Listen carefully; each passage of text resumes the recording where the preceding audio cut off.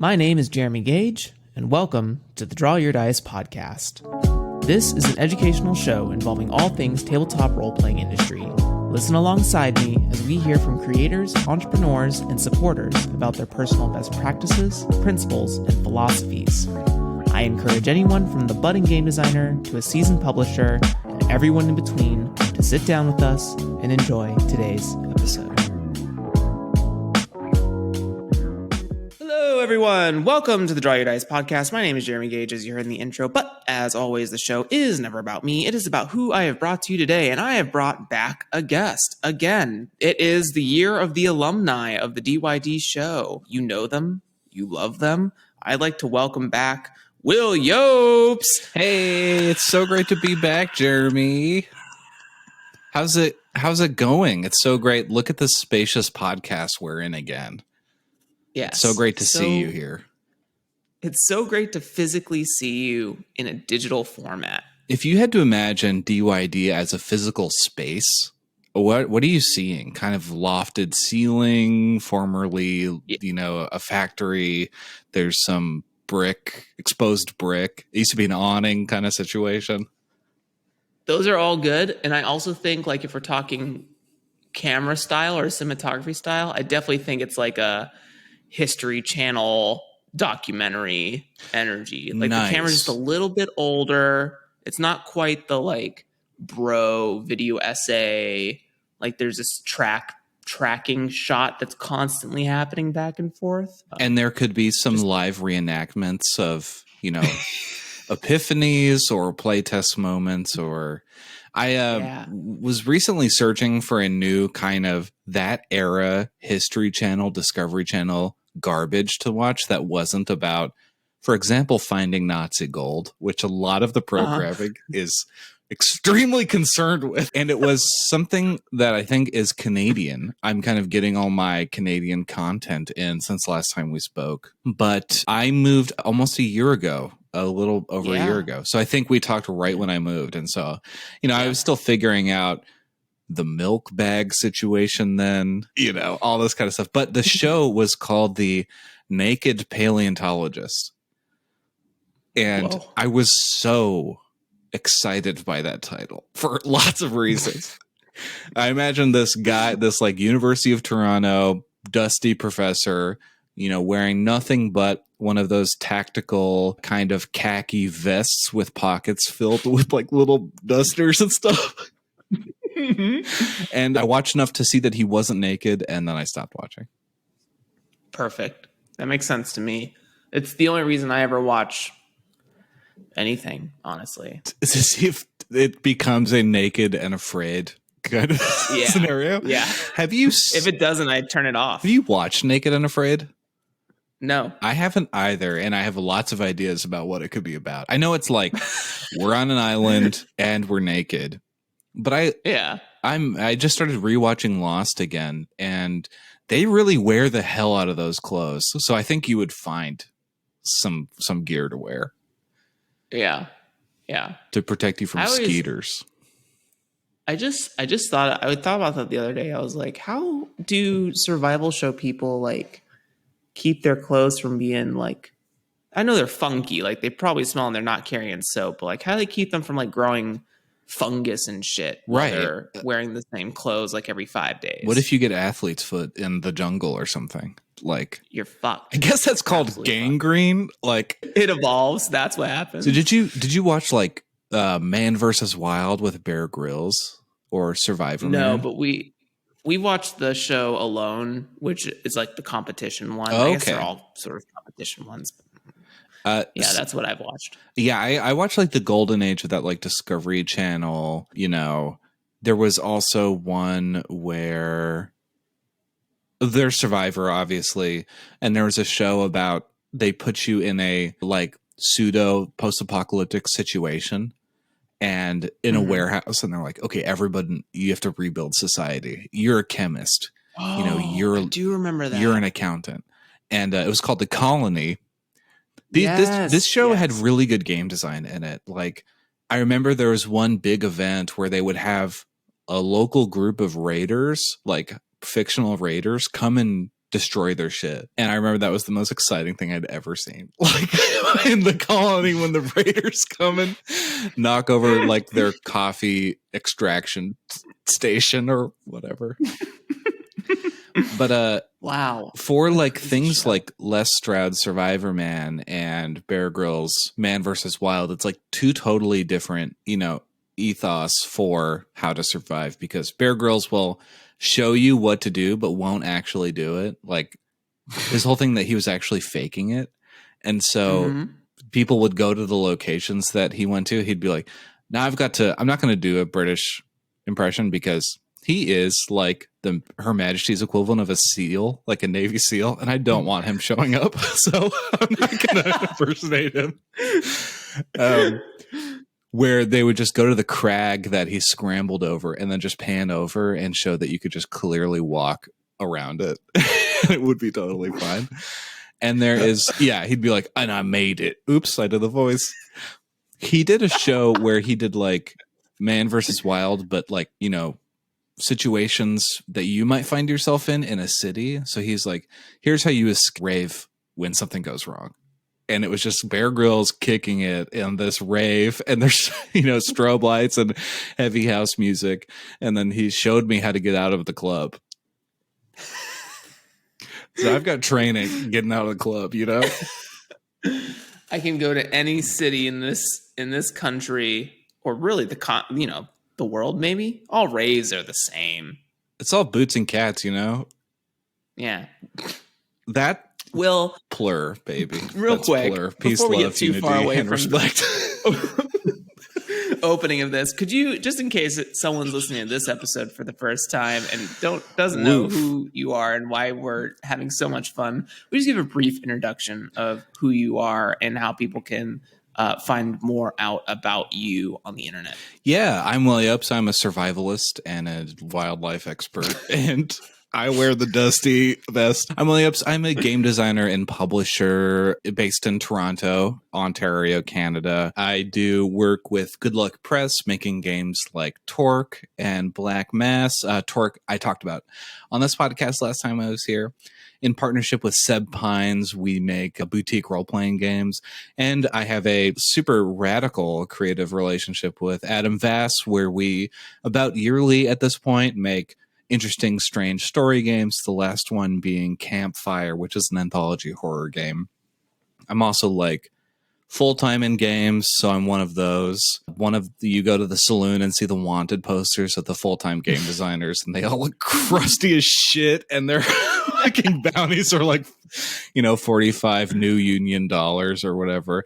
And you're like, oh, I don't know the conversion there. Is that good? So should I kill this person? You're the bounty hunter and you don't know what the conversion of the money is. The states keep on changing. You cannot assess whether a job is good or not.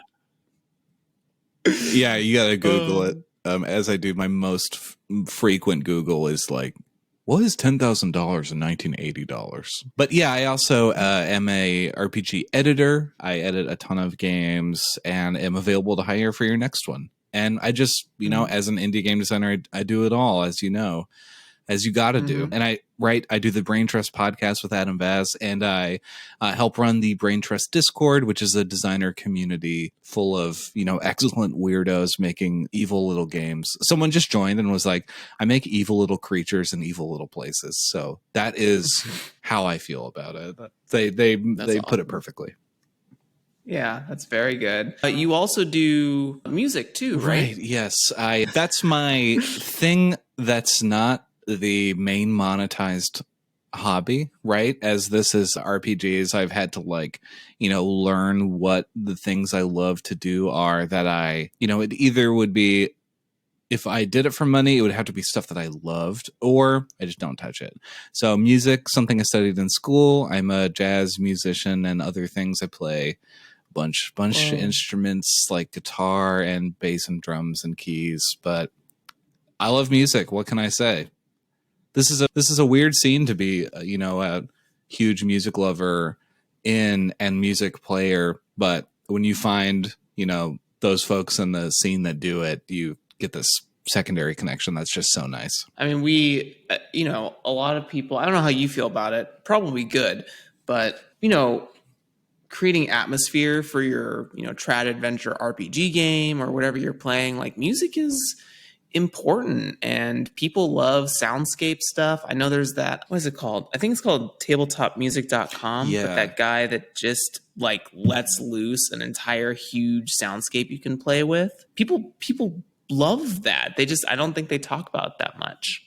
Music is such an important to my own like playing of games where most of my prep for running a new game will be exploring a new genre of music or new composer or time period. And so really flexing like all of the musicology I learned in school to do here. So recently I made a bunch of playlists for TORQ'd, which include some really interesting, harsh, like driving music that you would listen to in your weird world road rage and stuff that, challenging myself to like, I'm only going to use new artists for this one, or I'm only going to find like American composers from the 60s for this one and see what I can make happen. So I love giving myself a ridiculous challenge like that. Well, it also broadens you, right? Because, if you don't put those limitations on yourself, it's really easy, even as we like to imagine creatives are just sort of sponges for inspiration, but you can find yourself falling into the same like genre traps or something like that you're really comfortable with. Do you grow then in that instance? Maybe, I don't know. Yeah, I think like when I am listening personally, I think a lot of us have had this experience since quarantine that your taste development kind of has frozen in place to whatever is the most like immediately helpful for you. Like what is the most prescriptive music possible? And so for me, that is like hyper internet drum and bass music that has melted album covers and stuff. Like that's helping me do work and stuff like that. And I am not listening to so much of, exploring new jazz, for example. I just can't emotionally handle that much new music in that way. I don't know if that makes sense, but that's definitely how I feel about tunes in that way. Yeah. I mean, I find myself constantly listening to the powerful Final Fantasy 14 series of soundtracks made by Masayoshi Soken. They're so good. The music is on another level. I think what it is I've tried to have other people listen to this music like out of context, and I don't think it hits the same as if you've played the game or are like a really powerful like music lover and can like analyze it. But without those story moments, because they've mastered the like anime opening comes in during the climax of the story and you're like, yes. Yeah, it just it basically like boosts that connection you have to the game. Like Final Fantasy 14 is such an interesting example because it commands your whole body when you play.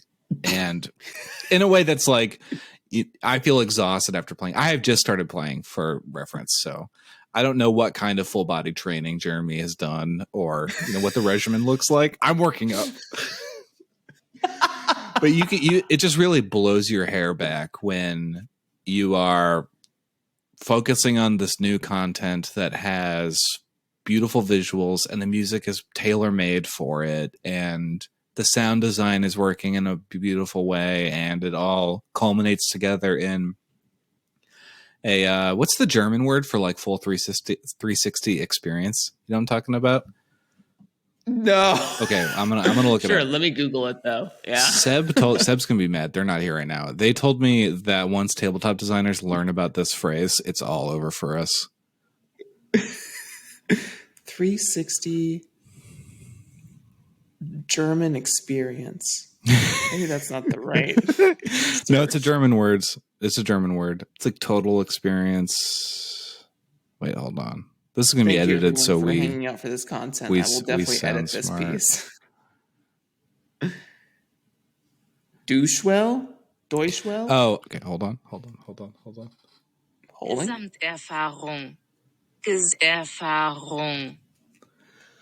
Gesamtverfahrung. So it's this idea.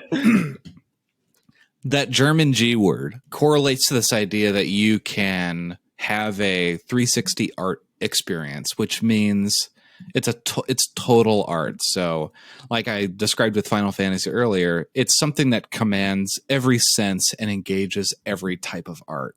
So theater is a great example of this, where you've got music, story, performance, set design, ambiance, tomatoes, like the whole thing. So video games are like that too. And when they can command everything and give you that total experience, it is like a transcendental work. And when I said that, RPG designers get a hold of that, it's all over.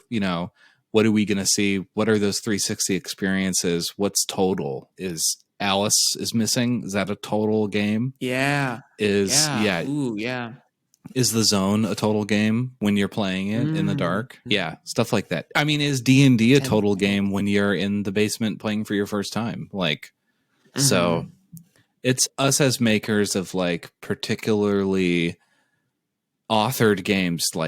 This is me making this. How can we approach that total experience? How do we get the anime opening with very good guitar sound into extremely engaging gameplay and team dynamic? Yeah. I think for anyone who thinks about playing, I think the music thing, the first time it hit for me, I don't know how far are you in the game? What was the last thing you did? I'm level 28. So I have done the main story content where I'm just joining the scions of something. I'm playing with my little brother. He is making me read all the cutscenes now and not skip them. So I realize that I've made a mistake up to this point, and I'm trying to fix it. No, it's okay. Actually, what I do, people are probably going to scream, but I will actually, because they introduced a new feature called New Game Plus. So when you complete an expansion, you can go back and you can replay any quest as your current character, any main scenario quest as your current character, and you don't get any experience, but you get sort of you can do a cool you're in your glamour or fancy outfit and you're doing the first level quest or something like that again, whatever. But I've actually skipped every cutscene and then I just go back and sort of do a movie instead of worrying about catching up content. There's no wrong way to experience a story. I mean, a lot of people will say that it's not about the destination, it's about the journey. But you're enjoying both. You're taking the time to just get in there and soak up the mechanics and the everything, but the slow down, and then you go back and experience everything. I think there's no wrong way to do it, and you're especially not doing it ever very particularly not wrong way. So yeah, although there might be people in the community who are like, what is wrong with you? What are you doing? That's okay. Yeah, wait till they hear about people that read Wikipedia pages before seeing a movie. That's what are they gonna do about that? Yeah, they haven't discovered those people yet. Stay safe out there, Wikipedia friend. But the music thing, I think it really clicked for me it's a level 40 fight with Garuda, because the soundtrack is synced up to the start of the fight, and it's real good. Oh, that's cool. For me. I love the song. Yeah. I know that they have a killer band that plays at the live events, and even that, seeing that so much of this music is about the performance of it, and then it's made to be performed, just hits me on a different level than other video game music that's a little bit less inspiring or a part of my daily listen. I think I only listen to one video game soundtrack at you can hear that I'm pretty particular about my stuff, but that Doom 2016 soundtrack has helped me so much in the last 2 years, especially seeing and knowing the process that the composer went to make this stuff. There's a extremely cool GDC talk where the guy goes into how he had to change his process to change the results. And for anybody that has any interest in music production, the things that this man does and makes to make the meanest sounding shit of all time out of the component pieces of like just a pure sine wave and then running it through hell's distortion pedals and everything like this. It'll make something happen in your brain for your process. Amazing. Yeah, I actually listened to a couple soundtracks that I've loved. Hollow Knight is one of them. Oh, yeah. Sure. Cuphead has an amazing like live band performance soundtrack. Oh, that's so cool. Final Fantasy, the making of Cuphead, and like you get to hear one of the more popular songs. I think it's Floral Fury. It's good. It's like a little samba jazz thing that's going like bossa nova energy, and it's gosh. I mean, it's great because the source material is just like Cab Calloway, who was rotoscoped for a Betty Boop cartoon, and like you could do so much worse than just taking like the most performingest jazz singer of all time. What have you thought about just to read, well, I guess everything is game design, right? Philosophically. But what have you thought about the mechanics of Final Fantasy XIV? Since I harp on it so much on the show, I'm interested to get like a introductory's thoughts. Yeah, so my background as a video game enjoyer and a game liker in general is that I will reach for anything and try it out. So either it's like a stupid technical fighting game, like Absolver or something like this, or a party game like Jackbox, or some wild platformer or whatever. I'm playing what's new on Game Pass and finding new stuff all the time and trying to play as broadly as possible. And that has included like some MMOs in the past, like Guild Wars, for example. But in playing Final Fantasy as the like largest and most happening MMO I've ever played, it feels, I've described it to Seb in this way, that like it feels like a video game. It's kind of like a video game, but it's also a lot of other stuff going on. And the level of, gaminess is different in other similar styled games that I've played. And maybe someone with more MMO experience can immediately diagnose this as just a genre thing, but it feels like I am doing a third activity that is not playing a video game and playing a video game. I don't know if this makes sense, but no, I think I get it. There's this level of like need to connect with people, and the way that the world is just like obscenely large that it doesn't really care if I explore it or not in this moment. Like a little bit of the game is purely indifferent to me, and a lot of it needs me to play. And it's just weird. I mean, seeing that many people around in a video game feels strange, especially in quarantine. Seeing 100 people hanging around a big crystal, someone whips out their you can upload a roll of MIDI music to the game and have your character play something, and someone was playing some fucking like classic rock song. This is on another planet. Like, this is a lot more than just watching my cooldowns and keeping my green DPS happening. My green DPS. And I think a lot of it is that, like, for a game like this, I don't want to fuck up any part of the process, because I am paying a subscription and I'm on the clock. But also, if I want to play with a guide, because if I don't, I will feel this feeling of not hitting my potential and like losing effort and stuff. So there's a little bit of like workaholicness involved in it. And so I'm watching a lot of YouTube videos about people explaining like dungeon etiquette and stuff like that. So I just know to not fuck up or anything like that. And it came to such a place. Here's a funny story. I was playing with my little brother. We're both like moving through the game at the same pace. And I'm playing on the PS4 and he's playing on his computer. And we played our first dungeon together. I think it was my second one. And someone was being like incredibly nice and helping out and typing. And I had no ability to type. So I was like dictating to my little brother over voice chat what to say to this person to express my gratitude. And not having that tool of communication, having that taken away from me, where I could only type very sloppily, capital G, lowercase g before the game was over. And I was just turning to my little brother, be like, please say thank you. Please say thank you so much. After that, I just realized like what a, like language barrier, basically, that like I could understand but I couldn't express what I wanted to express. And I just instantly, after that, found a wireless keyboard that plugged into my PS4 and never had that problem again.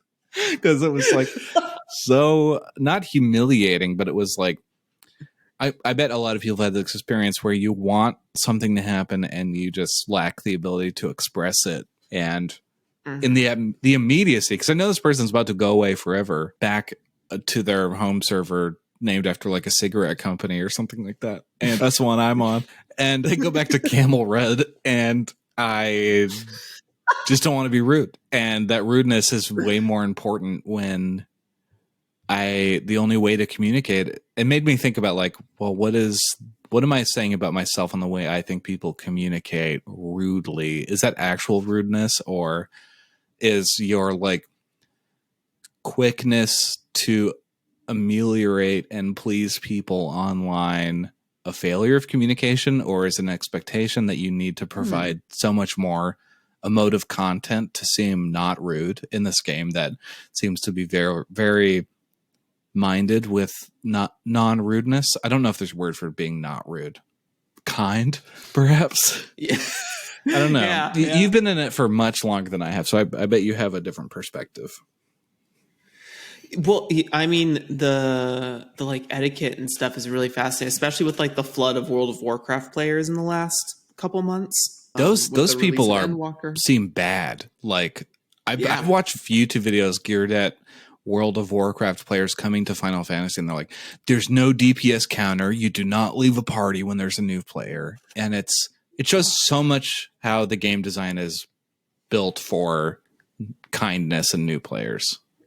Yes. Yeah. Outside of like being forced to complete the main scenario quest, it's pretty kind. Like the new player experience is pretty good, and they constantly rework the classes to allow for a better quality of life leveling experience. You can get a handle on how you're supposed to, or how the class is designed to play.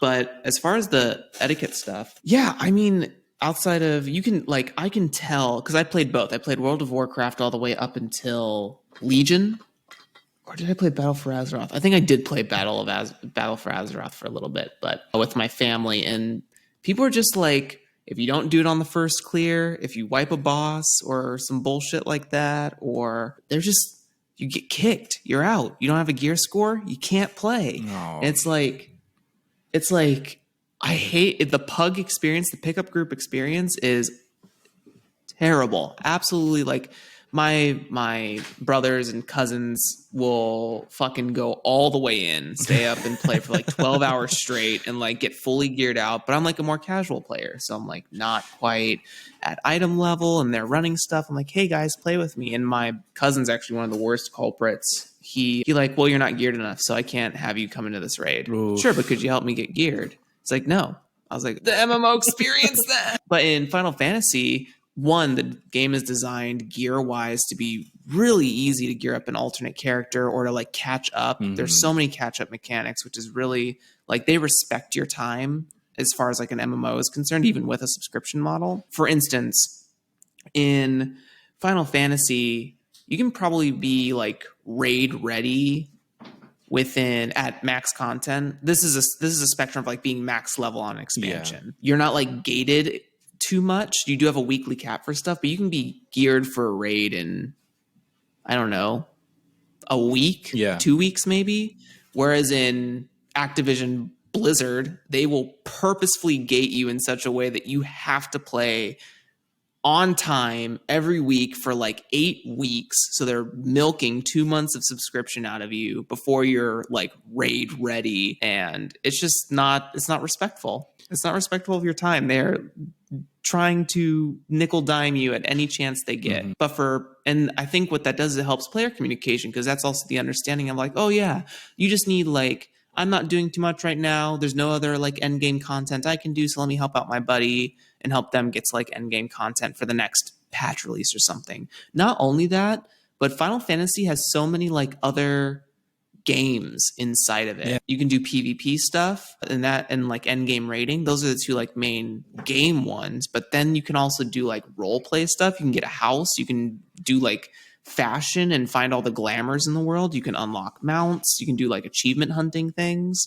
There's so much to do, and there's like side quest stuff inside. Like cool, the Hildebrand stuff is absolutely insane. You have all these optional bosses and dungeons that you can do. There's a ton of stuff that is not recommended by the game, and you just sort of get to explore. And not only, like you mentioned, you can upload a MIDI song to like your bard. I'm just like, and just hang out for the next 3 hours in a main city and just play. Which John Coltrane song am I picking to program into video? Like, what is it going to be? And people will like hang out and dance with you, and like it's so crazy. And like people will hold fashion shows and shit in main cities. And I've been to a house rave once. Whoa, which was insane. I am so excited for the fashion. Like my next big project being a fashion fantasy game. This is research for me that's also very fun, and I'm so excited for that. The glamour. Yeah, it's so good. It's so good.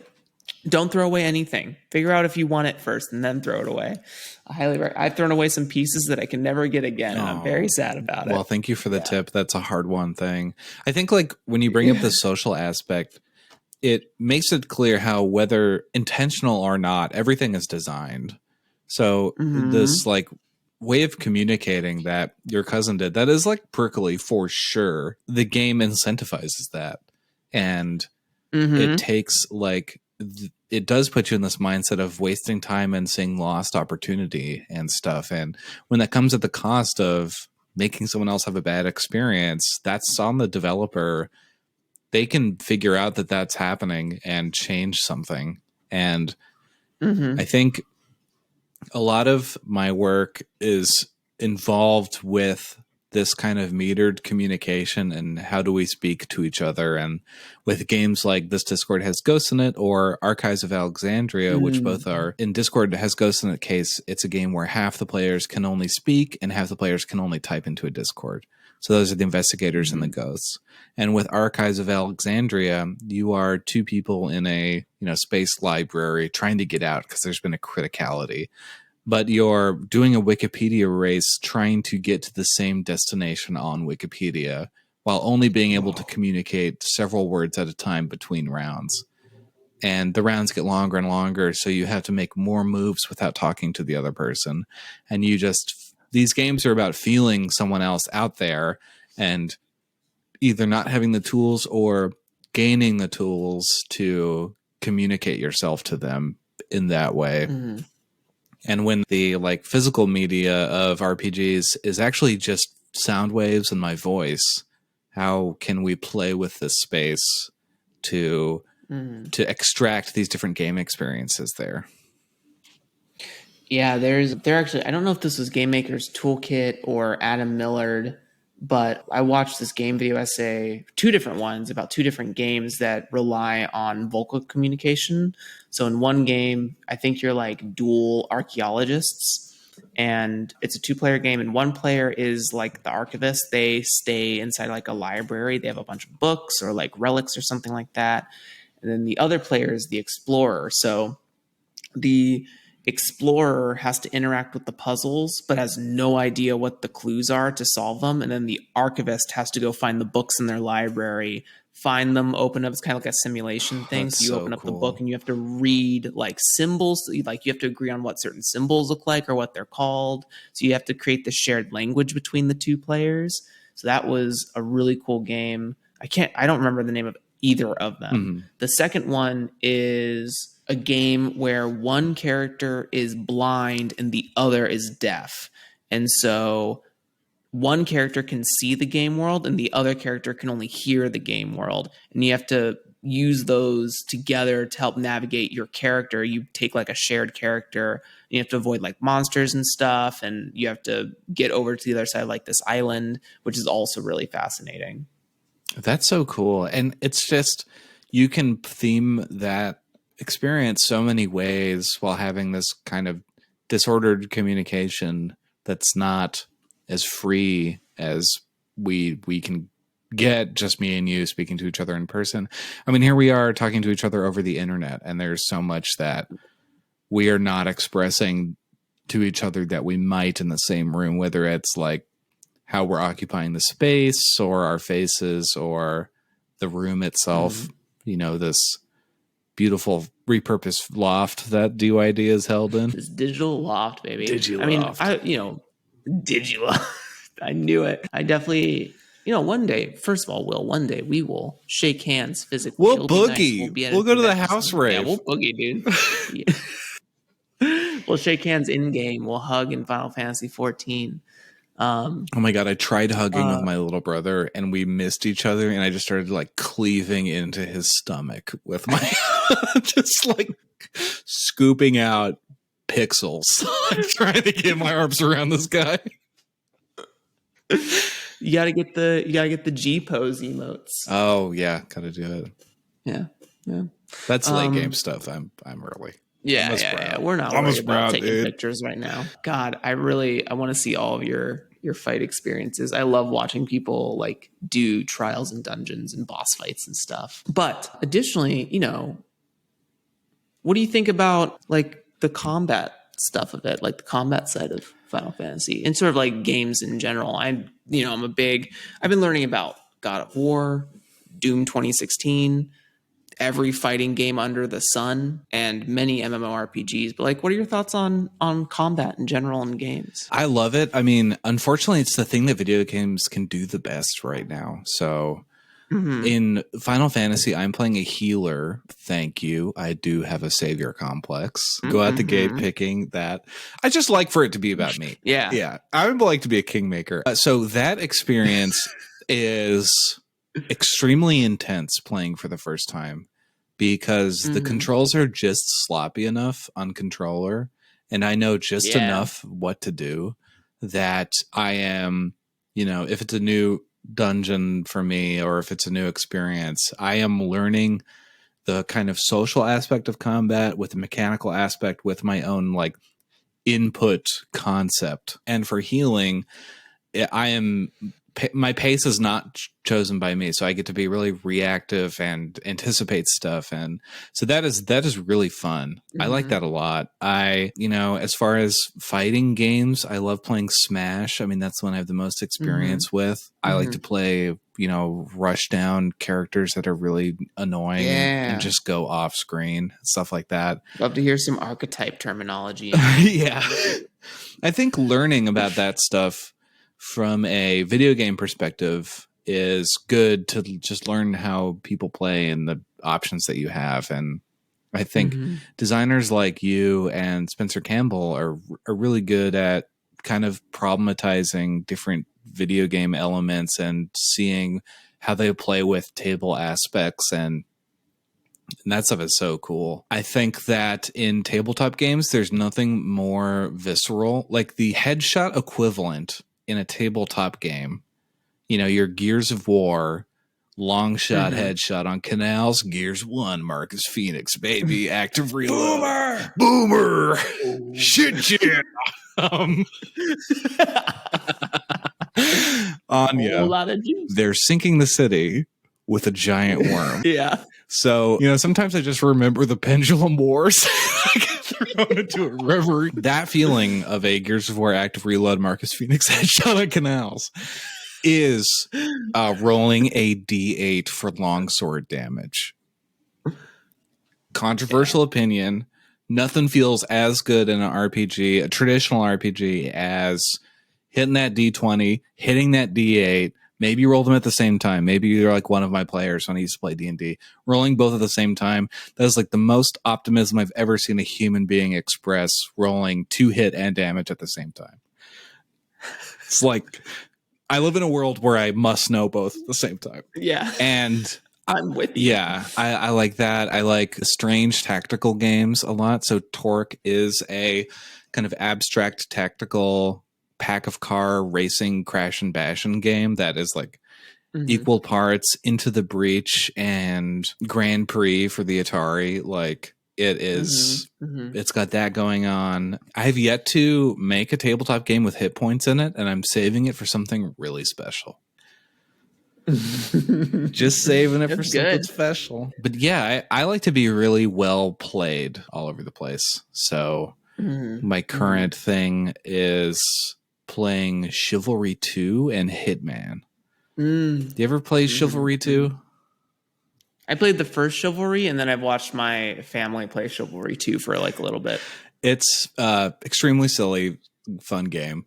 And it's nice to be, I like to have a game that I'm playing currently where I can play people online in a kind of skill fest, like to like express myself through the game mechanics in a different way, which in Chivalry means I like to take one step back and then swing someone's head off with a big frigging sword. True spacing master. Game. And it's like coming to a new type of game like that, because I hadn't played, Mordhau or Chivalry 1 or, even like I've played Warbanner, Hunt and Blade or whatever. But that just learning about footwork, for example, like what even the footwork is for a game like this and how you are just these like noodle monsters swinging blades at each other, trying to just crack a hit. And I like the kind of personal progression of feeling better at a game, getting better and better myself, and seeing what my limits are. So, and those are, more AAA popular games. And I like a bunch of smaller, weirder stuff too. Like, Pokemon Challenge runs. I dig a ton. Yeah. And I recently... You did a Nuzlocke recently, didn't you? Yeah. I was playing Pokemon Radical Red, which is a ROM hack of Pokemon Fire Red, where every gym leader has a like pro team, like a Smogon level pro team of Pokemon that is like designed to win.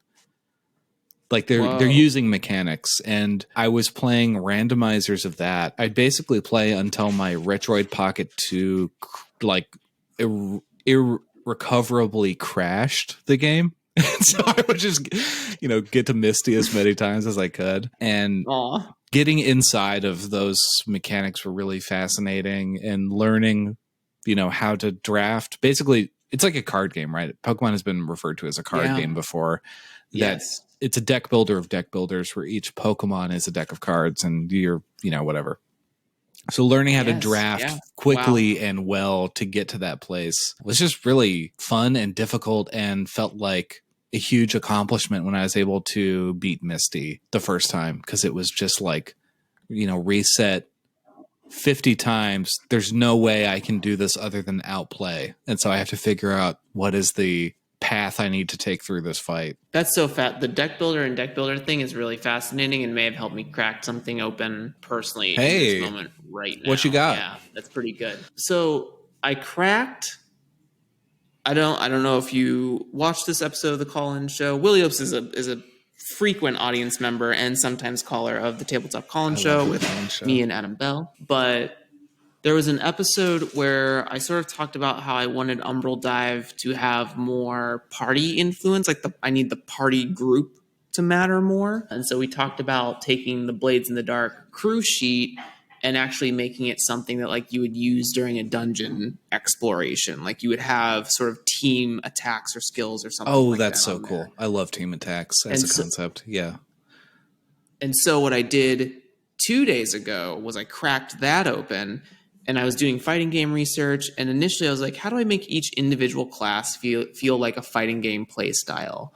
Like I want to do like combos and button inputs. And then I said to myself, well, what if instead we Voltron it?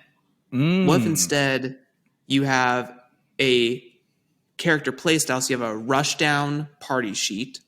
On it has a list of like additional benefits and actions for, check this out, the inputs each player makes during a turn in combat. So like it'll say something like, if your team did 2 attacks this turn, you get this thing. If your team did 2 disabling effects, you get to do this thing. If your team did a guard impact or a perfect block or something, you can do this. So the character sheet says like what were the button inputs you did for that turn, and the button inputs are each action each player can take. So then deck builder within a deck builder, individual characters could have like a subset of moves that they could pull from like a small hand or something like that. Yeah. And that's, I think having a like dungeon worksheet equivalent is great. Like that's a fascinating concept because you can have this effectively flow chart dictate what the sentence construction is of you describing this like narratively. So I know that like, you know, when I do a combo that I'm going to begin with an opener, have a string, and then end with a finisher. But what does that like narratively look like? What am I actually seeing? And you're basically given the template to describe some cool shit. You get to say the cool sentence. Like you get to describe what it is to have a Falcon Punch off stage in the bottom right corner. Like, so pissed. I only accept Falcon Punches and knees, people. Perfect frame knees. Perfect, the electric knee. Give it to me, dude. I'll take it. That, you know, drafting thing. So my next game I have alluded to is a fashion game called Big Grave Fashion Fantasy. And it is a game that's inspired likewise by Love Nikki dress up games and MMO glamour grinds and just looking cool on the IG. And it's a game that's powered by this kind of build your own loot table thing. So you as the players are each looking to complete your outfits. Outfits are made of 4 components, which is your over, under, your big, and your pop. So big is the thing people notice first about you. The pop is what pulls it all together. Maybe, you know, I think like, you know, monocle, interesting brooch, cool backpack, shoes, things like that. Your over is the vibe of the whole thing, and your under is what you keep closest to you. And so you've got 4 slots, and you are working through these different types of fashion, which include hyper, ultra, and hot, like hot couture. And you are drafting these loot tables for all these activities that you do within the game yourself. So you know exactly what goes on your D6 loot table, and you are creating the circumstances by which you may roll on it and get all this new cool fashion that you customize to yourself and get all your own powers and stuff. And so this kind of deck building, but for loot tables, is something that I am just ideating on a lot, and I'm excited to get to the table and see how fun that is. And bringing it back to Final Fantasy, the whole need and greed mechanic for looting is really inspirational, because being able to say and like really admit what your priority is for stuff is some emotional maturity that I did not expect a video game to have. Yeah. I don't need this, but I want it, is something that I think gamers don't often like.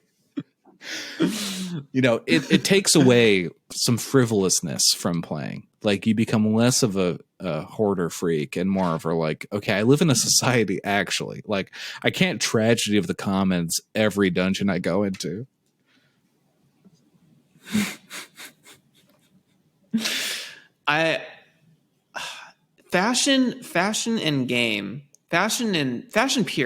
Fashion period in non-real world mediums. You know, right now my brain is churning with like JoJo's Bizarre Adventure style stuff. I know that they did, was it Prada? It was either Prada or Gucci, I can't remember, but the artist for JoJo's Bizarre Adventure did a like characters wearing the latest styles of Prada, whoever brand it was, but like, it's good. Yeah, JoJo's also drawn from a lot of fashion centerfolds too. Like, the poses are taken directly from fashion shoots. I know that there was a Final Fantasy 15 fashion tie-in. Yeah, do you remember this? Yeah, I do remember that, and they also did one for Final Fantasy 13 as well. Oh, it's so cool. Yeah. But yeah, so the idea is that you can take this underlying fashion system and just put it in whatever game you want, if you want fashion to be an expression of your character as well. You know, character, like just making this the focus, and you can play your own game within this world, this, you know, kind of post crisis world where you could just chill and like make friends and go on dates and stuff like this. The things that we all like to do, make friends, it'd be interesting, go get coffee. But you can, bring this fashion framework into your extremely grim dungeon game or in your sci-fi game or whatever it is, because I think those concepts of types of fashion and what your own personal fashion can consist of is broad enough but specific enough to give you a framework and options, but still you can completely express yourself. I think it was MV I had on here a couple weeks ago, and recording wise, I have no idea when MV's episode is going to come out, because I'm doing all 20 episodes interviews in 4 weeks, like a crazy person, crushing it. Absolutely. Yeah, crushing it. Absolutely. But MV was talking about how a lot of their more recent designs, we sort of like turned them as like bolt-on games. They're like pieces or modules or systems that you can sort of like expand the gameplay of the game you're playing. So for your fashion game, I don't want to call it anything that you don't want to call it, but I'm just thinking of like how these games are so interesting that you have like these small underlying subsystems where I could bring it to my, classically D&D game, bolt on this, to the grave. Oh, big grave fashion fantasy. Big grave fashion fantasy. And so between fashion and fantasy are 4 periods, like an extended ellipses. It's you gotta believe it's a completely aesthetic game. Like it has to be. But just to like tack that on, and then even so, as you were talking about, sort of if this game added like maybe better relationship mechanics than like D&D provides, because it has 0 of those. And my loyalty score is quite high.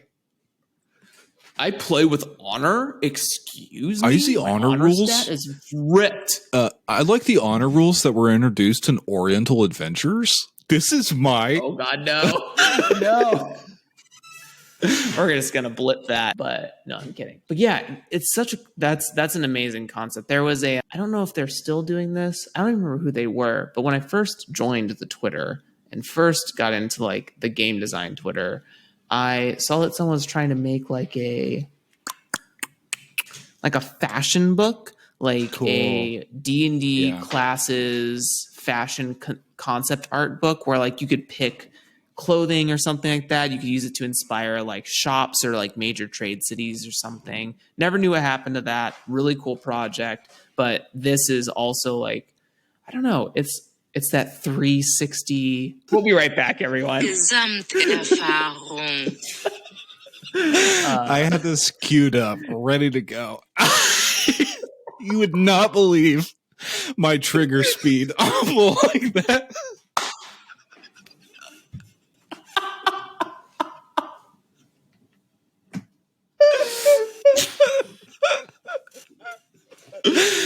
Oh, you played me. You absolutely played me. The hard read, like a book.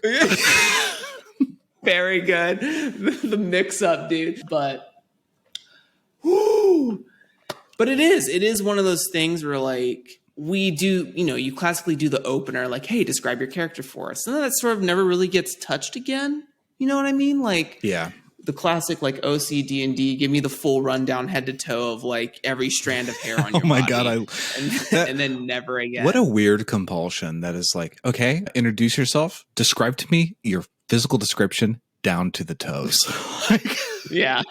Are you painted or are you not? Yeah, this idea in, I think fashion for us as people can be, it can change on an hourly basis. And what you're, because it's all contextual, and that context includes your own feelings about yourself and your body and your area. But also from a video game perspective, I just want to get new stuff and try it on and look great. And the stance that Big Grave takes is that we will never have a particular item, it'll never be like this snapback hat with the sticker on and everything like that. It will be a couple adjectives and maybe a ability or something like that you then flavor into a piece of fashion that you want. I will never know the best thing for you. You as a player can, imaginatively build the, toga of your dreams, or your half cape, or your,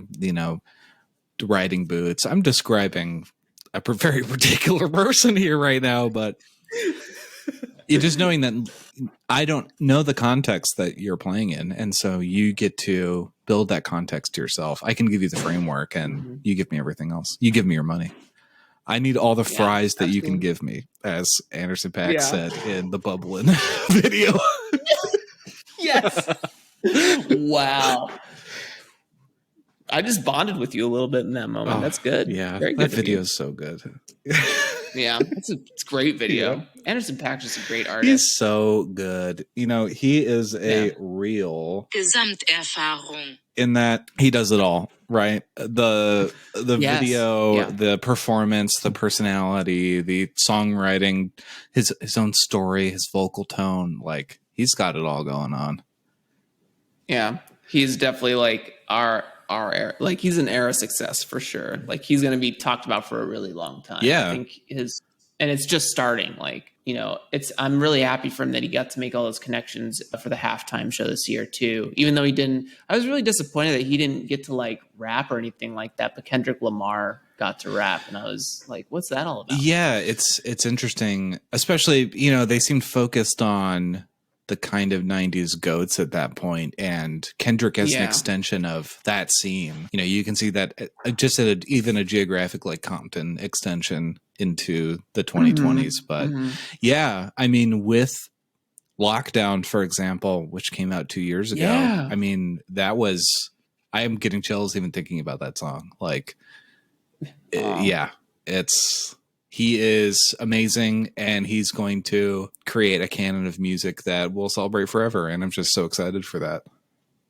Yeah. I just feel so lucky listening to him. That's kind of there's a couple people like that I just am like, yes, I get to see you do your thing, and I get to be here now. Aww. Yeah. Just being thankful for that kind of stuff. And I'm thankful to be here with you right now. I'm lucky. I'm lucky to be with you. You've been so kind from the rip, dude. And I do appreciate it a lot. Both you and Adam. Didn't get to say that to Adam on their episode, but I'll say it to both of you here. I'll tell him. Yeah. If there's one thing I love doing, it's telling Adam something nice. Aw. Big hugs everywhere. So we're kind of at the top of the show here, Will. Is there anything else you want to hit on before we wave bye to the audience? Yeah, you can find my stuff at goodlookpress.co, and that is me and Seb Pines, like I said before, our boutique role-playing game store. Come support us. We're going to have TORQ'd up there. By the time this episode drops, it'll be available for sale. It'll be out. Everybody will be talking about it. We're all going to be drinking gasoline straight from the pump, if you know what I mean. And I'm on Twitter at Will_JOBST and on Itch at willjobst.itch.io. I do this full time. This is my job. Your support means so much, and being able to be on platforms like this is just so huge. Watch out for Big Grave. I'll be having newsletter updates about that, so you can find those links at those places I said. And I've just got a lot of exciting stuff coming out, including the Game of the Year edition of this Discord has ghosts in it, which is the next project from Adam and I. And we'll also be doing something over the summer. I think I can say now that we're going to be doing our kind of Pokemon themed legendary journey game where you explore a new region and populate it with Pokemon and people and problems and friends. And that is what we're going to do over the summer. And it's going to be a blast. Wow. Excited. I'll play it. I'll endorse it. Hell yeah. Well, everyone, thank you for listening to Will. I learned a lot. I hope you certainly did. I especially learned about History Channel. Damn it. I was going to have you just play hit the G word, German G word again. Oh, shit. F. She sounds fucked up. Like I learned a lot from Will today, and by extension, Seb as well. And we'll talk to you next time. Say bye to everyone, Will. Bye, everybody.